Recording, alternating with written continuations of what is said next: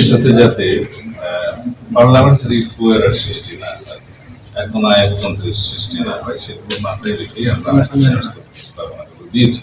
এবং পরপর দুইবারের বেশি প্রধানমন্ত্রী পদে কেউ আসেন করেন না, সেই আমরা নতুন করে পার্লামেন্টের উচ্চ কক্ষ সৃষ্টির বিধান প্রস্তাব করেছি।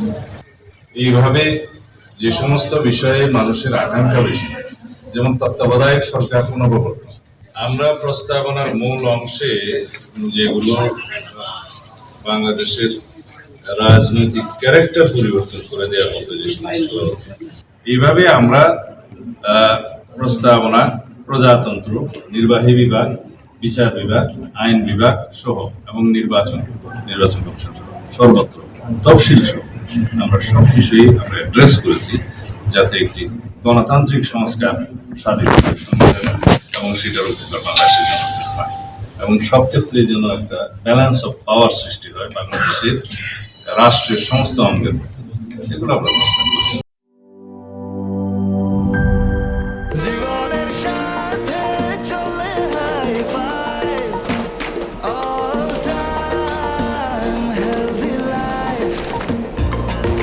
জার্নিতে স্বাস্থ্যকর all time family cake, all time healthy life.